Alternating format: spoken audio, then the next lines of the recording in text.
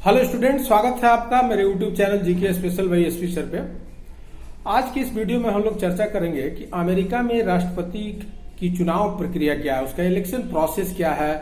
क्योंकि कभी कभी आप देखते हैं कि जैसे पिछले इलेक्शन में हुआ था कि जो पॉपुलर वोट था वो लगभग 2% अधिक था हिलरी क्लिंटन के साथ, लेकिन फिर भी राष्ट्रपति चुने गए थे डोनाल्ड ट्रंप। तो ये सब प्रोसेस हम लोग समझेंगे और ये करंट अफेयर्स का विषय है। तो अभी की वीडियो में हम लोग केवल जो है अमेरिका में राष्ट्रपति की चुनाव प्रक्रिया क्या है उस पर डिस्कशन करेंगे, और अगले वीडियो में जो है जो भी कैंडिडेट जीतेंगे उसके बारे में मैं आपको सूचित करूंगा।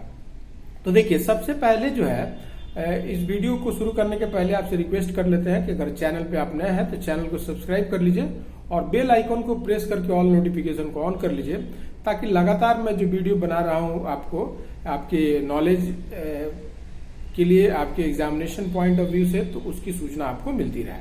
तो चलिए वीडियो शुरू करते हैं। तो सबसे पहले हम समझते हैं कि अमेरिका में जो राष्ट्रपति का पोस्ट होता है वो देखिए कि भारत के राष्ट्रपति के पोस्ट से अलग डिफरेंट तरह का होता है, क्योंकि अमेरिका में प्रेसिडेंशियल टाइप्स ऑफ गवर्नमेंट का सिस्टम है, राष्ट्रपतीय प्रकार की सरकार है, और भारत में जो है पार्लियामेंट्री टाइप ऑफ गवर्नमेंट है। दोनों में बेसिक डिफरेंस ये होता है कि अमेरिका की जो राष्ट्रपति है वो हेड ऑफ द स्टेट है, हेड ऑफ द कंट्री है, हेड ऑफ द गवर्नमेंट है, हेड ऑफ द एग्जीक्यूटिव है, मतलब ऑल हेड्स जो है वो प्रेसिडेंट है। जबकि भारत में प्रेसिडेंट क्या है तो एग्जीक्यूटिव के नॉमिनल हेड है, हेड ऑफ द स्टेट है, हेड ऑफ द एग्जीक्यूटिव है, लेकिन नॉमिनल है। रियल हेड जो है प्राइम मिनिस्टर होते हैं, और समस्त जो शक्तियां हैं प्राइम मिनिस्टर और उसके काउंसिल ऑफ मिनिस्टर में निहित होती है। तो इस तरह से भारत का सिस्टम अलग है और अमेरिका का सिस्टम अलग है। वहां का सिस्टम जो है प्रेसिडेंशियल है, और उस प्रेसिडेंट को पोटस के नाम से जानते हैं। पोटस बहुत इंपॉर्टेंट टर्म होता है। प्रेसिडेंट ऑफ द यूएस का मतलब हो गया United states. President of the United states को शॉर्ट में बोलते हैं पोटस। तो पोटस का जो देखिएगा इलेक्शन जो है हर 4 साल पे होता है, मतलब लीप ईयर में होता है। जैसे रीजनिंग का ऐसा प्रश्न रहता है कि लीप ईयर में जो है इलेक्शन अमेरिका में होता है। लीप ईयर आप जानते हैं कि अगर 4 से भाग देने पे रेस्ट कुछ भी नहीं बचता है तो वो जो है लीप ईयर कहलाता है। तो देखिएगा कि 2020 में अभी इलेक्शन हो रहे हैं और 2016 में हुए थे, तो ये सभी लीप ईयर्स में इलेक्शन होता है, मतलब प्रेसिडेंट का टर्म जो है 4 ईयर होता है। अब इसमें जो है हम लोग समझेंगे कि जो टर्म होता है वो 4 इयर्स का होता है, और जो अभी इलेक्शन हो रहा है प्रेसिडेंट का वो 46th प्रेसिडेंट का इलेक्शन हो रहा है। अभी जो डोनाल्ड ट्रंप है वो 45th है, बराक ओबामा जो थे वो 44 थे। तो अभी जो इलेक्शन हो रहा है वो 46th जो है प्रेसिडेंशियल इलेक्शन हो रहा है अमेरिका में। और इसमें आप जानते हैं कि 2 पार्टियां हैं, एक डेमोक्रेट पार्टी है और दूसरा जो है रिपब्लिकन पार्टी है। तो रिपब्लिकन पार्टी के प्रत्याशी जो है, नॉमिनी जो है वो डोनाल्ड ट्रंप है, और जो डेमोक्रेट पार्टी है उसके प्रत्याशी हैं जो वाइडन। तो अमेरिका में देखिएगा तो 2 पार्टी सिस्टम है। 2 पार्टी सिस्टम में एक है जो डेमोक्रेट है, तो डेमोक्रेट जो है लिबरल विचारधारा की पार्टी होती है, उदारवादी विचारधारा की पार्टी होती है। जबकि जो रिपब्लिकन होते हैं वो कंपैरेटिवली जो है कंजर्वेटिव होते हैं, या एक तरह से समझिएगा कि वहां का राइट विंगर होते हैं, और जो डेमोक्रेट है वो लेफ्ट की तरफ उनका झुकाव होता है। तो इस तरह से 2 पार्टी सिस्टम है।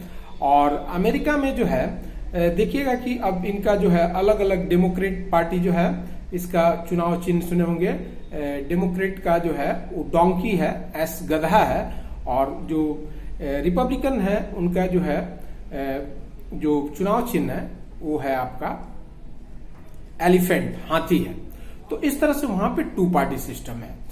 अब अमेरिका में जो राष्ट्रपति का चुनाव है, ऐसे तो आप जानते हैं कि देखिए कि ये डायरेक्ट बोला जाता है कि डायरेक्ट है, लेकिन नहीं, डायरेक्ट समझने की गलती मत कीजिएगा। अमेरिका में राष्ट्रपति का चुनाव जो है इनडायरेक्ट रूप से होता है, इलेक्टोरल्स के द्वारा, और इलेक्टोरल से मिलकर के इलेक्टोरल कॉलेज बनता है, और इलेक्टोरल कॉलेज ही जो है वो प्रेसिडेंट को निर्वाचित करता है। मतलब कि जो कैंडिडेट, जो वोट है, जो मतदाता है वो मतदान करता है इलेक्टोरल्स के लिए। और पूरे अमेरिका में देखिएगा तो 538 जो है इलेक्टोरल्स है, और उसमें अगर 538 इलेक्टोरल्स में 270 जिस पार्टी के इलेक्टोरल्स जीत जाते हैं उसके राष्ट्रपति चुने जाते हैं। मतलब मतदाता जो है इलेक्टोरल्स का निर्वाचन करते हैं और फिर इलेक्टोरल्स जो है वो प्रेसिडेंट का निर्वाचन करते हैं। तो इस तरह से वहां पे इनडायरेक्ट जो है सिस्टम है। और अब जैसे हम समझते हैं कि जो अमेरिका का जो राष्ट्रपति का चुनाव प्रक्रिया है, वो देखिएगा बहुत लंबी चुनाव प्रक्रिया है। उसकी शुरुआत जो है लगभग 1.5 वर्ष पहले हो जाती है और पूरी प्रक्रिया जो है 1 से 1.5 वर्ष तक चलती है। तो इसको हम 5 स्टेज में डिवाइड कर सकते हैं। जैसे पहला स्टेज होता है उसको बोलते हैं प्राइमरीज या कॉकस का स्टेज होता है। तो हम समझेंगे कि प्राइमरी और कॉकस का क्या स्टेज होता है।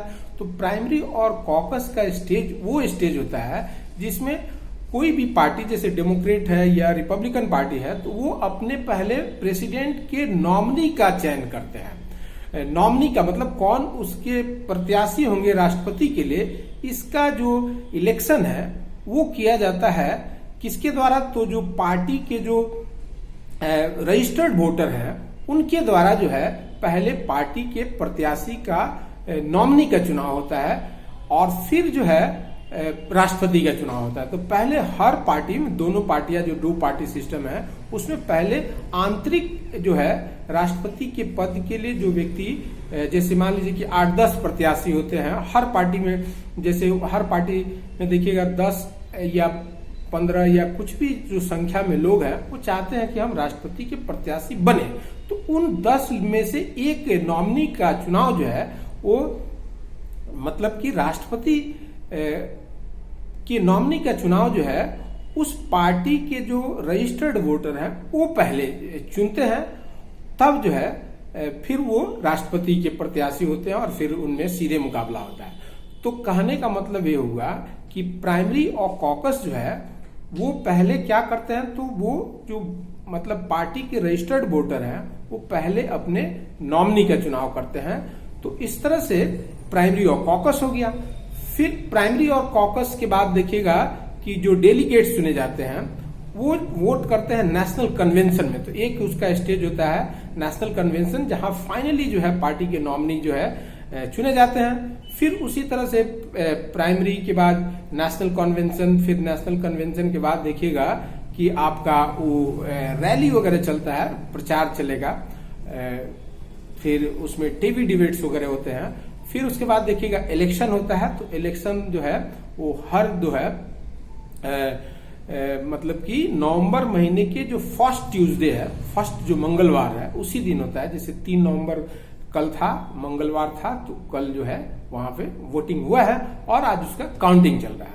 तो इस तरह से नवंबर में जो है इलेक्टोरल्स का चुनाव होता है। तो इलेक्टोरल्स के चुनाव से ही पता चल जाता है कि कौन जो है राष्ट्रपति चुने जाने वाले हैं। फिर जो इलेक्टोरल कॉलेज बनता है इलेक्टोरल से मिल करके, तो वो फिर जो है देखिएगा दिसंबर में वो वोट करके प्रेसिडेंट को चुनता है और फिर उसका काउंटिंग जो है देखिएगा जनवरी महीने में होता है फाइनली वाशिंगटन डीसी में, और फिर 20 जनवरी को जो है देखिएगा उसका इनॉग्रेशन होता है। तो इस तरह से अगर आप देखिएगा तो इसमें 5 स्टेज हो गए। जो प्राइमरी और कॉकस का स्टेज है, फिर उसके बाद से जो है नेशनल कन्वेंशन का स्टेज है, फिर इलेक्शन का स्टेज है, फिर जो है प्रेसिडेंट इलेक्टोरल वोट का स्टेज है और फिर इनॉग्रेशन का स्टेज है। तो इस तरह से 5 स्टेज में। तो जो प्राइमरी है या कॉकस है, तो प्राइमरी या कॉकस में जैसे मान लीजिए कि कोई पार्टी में 8-10 प्रत्याशी हैं जो राष्ट्रपति बनना चाहते हैं, तो उनके लिए जो है देखेगा कि उस पार्टी के जो रजिस्टर्ड वोटर हैं वो सीक्रेट बैलेट के माध्यम से डेलीगेट्स का चुनाव करते हैं। ऐसा प्राइमरी वाले स्टेट में होता है। तो देखिएगा 50 स्टेट्स हैं पूरे अमेरिका में, तो 50 स्टेट्स में 34 स्टेट्स में जो है प्राइमरी में जो राष्ट्रपति का नॉमिनी है पार्टी का, उसका चुनाव जो है दोनों पार्टियों में करने के लिए पहले डेलीगेट्स चुने जाते हैं और उसके लिए सीक्रेट बैलेट में वोट किया जाता है। जबकि कॉकस में क्या होता है, तो ओपन जो है जो पार्टी के जो रजिस्टर्ड वोटर हैं उनका एक बैठक होता है और उसमें हाथ उठा करके बहुमत से मतलब ओपन उसका सिलेक्शन होता है डेलीगेट्स का, और इस तरह से हर पार्टी में देखिएगा कि डेलीगेट्स चुने जाते हैं और फिर वो डेलीगेट्स जो है नेशनल कन्वेंशन, देखिएगा कि ये जो डेलीगेट्स का प्राइमरी और कॉकस का जो इलेक्शन है वो आपको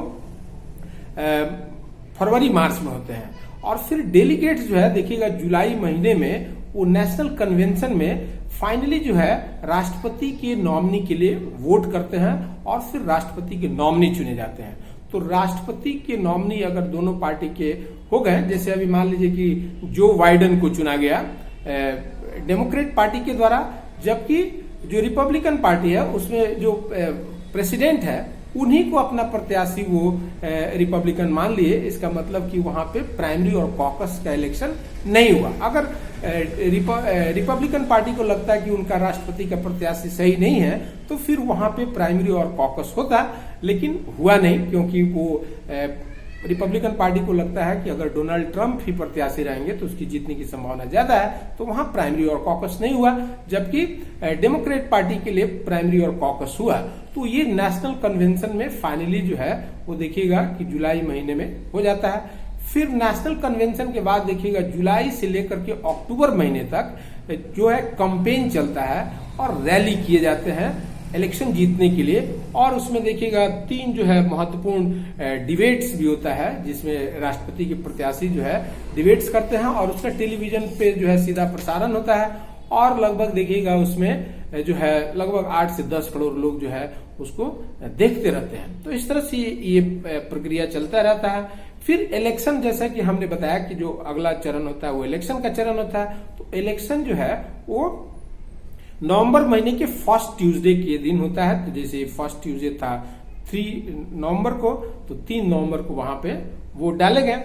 अब जो वोटिंग होता है उसमें जो 18 ईयर्स से अधिक एज के मतदाता हैं वो मतदाता जो है किसको वोट करते हैं, तो वो इलेक्ट करते हैं इलेक्टोर्स को। तो इलेक्टोर्स जो है वो मिलकर के देखिएगा कि इलेक्टोर्स का संख्या कितना है, तो इलेक्टोर्स का संख्या है 538।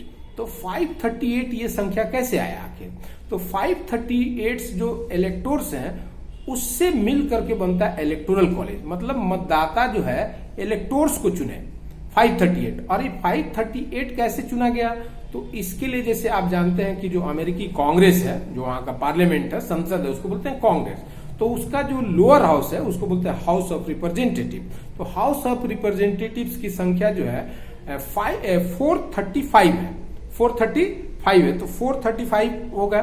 फिर देखिएगा कि जो उसका ऊपरी सदन है, जो अपर हाउस है, उसको बोलते हैं सीनेट। तो सीनेट में जो है देखिएगा कि उसके मेंबर हैं 100, मतलब हर स्टेट से 2 जो है सीनेट के मेंबर चुने जाते हैं, क्योंकि वहां पे जो है फेडरल स्ट्रक्चर है और सभी राज्यों को समान प्रतिनिधि है, भले उसका पॉपुलेशन कुछ भी है। जैसे उत्तर प्रदेश के लिए भी 2 है और मतलब कि सिक्किम के लिए भी 2 है। भारत के संदर्भ में समझिएगा तो इस तरह से समझ सकते हैं हम कि जो बड़े स्टेट है उनके भी 2 रिप्रेजेंटेटिव्स हैं सीनेट में, और जो छोटे है क्योंकि वहां के फेडरल स्टेट है।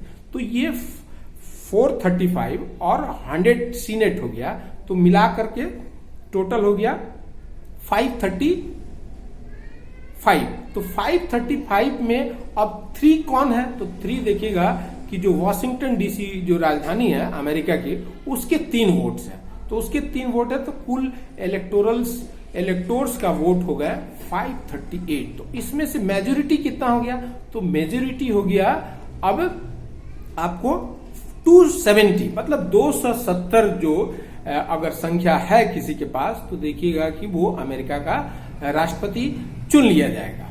और इसका डिसीजन जो है देखिएगा काउंटिंग के बाद हो जाता है।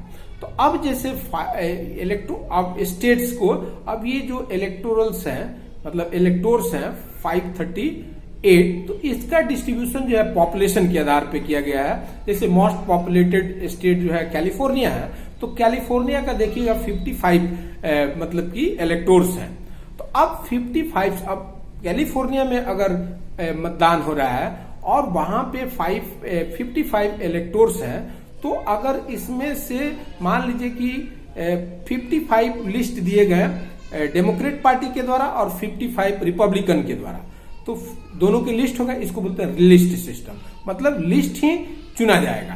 तो तो अगर वोट करने वाले वहां के वोटर वोट किए और उसमें से डेमोक्रेट पार्टी के 30 इलेक्टोर्स चुने गए और 25 इलेक्टोर्स चुने गए किसके, तो रिपब्लिकन के, तो 55 हो गए।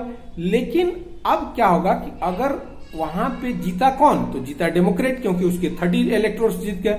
लेकिन इसमें क्या होगा कि विनिंग जो सीट है वो पूरा का पूरा जो है 55 दे दिया जाएगा डेमोक्रेट को।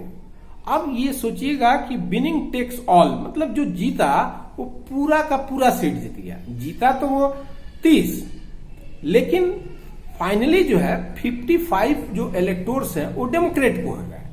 तो ये जो है इस समय मतलब एक इसका सिस्टम है कि अगर कोई मान लीजिए कि दोनों में से एक वोट से भी कोई जीत जाए, कोई पार्टी किसी स्टेट में एक इलेक्टोर से भी जीत जाए, तो सोचिएगा कि 55 है, एक जगह जो है 27 है और एक जगह 28 है, तो एक ही वोट से जीता। लेकिन पूरा का पूरा 55 जो है इलेक्टोर्स चले जाएंगे डेमोक्रेट के या रिपब्लिकन के। तो ये सिस्टम है वहां का।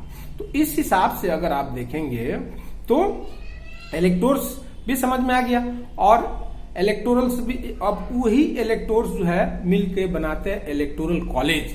तो फिर इलेक्टोरल कॉलेज के जो 538 मेंबर हैं वो फिर वोटिंग करते हैं प्रेसिडेंट के लिए और फिर रनिंग मेट होते हैं वाइस प्रेसिडेंट। जैसे देखिएगा कि जो बाइडेन जो है उनके रनिंग मेट जो है वो भारतीय मूल की सुने होंगे, कमला हैरिस हैं। तो इस तरह से वहां पे कमला हैरिस रनिंग मेट है किसके, तो जो बाइडेन के।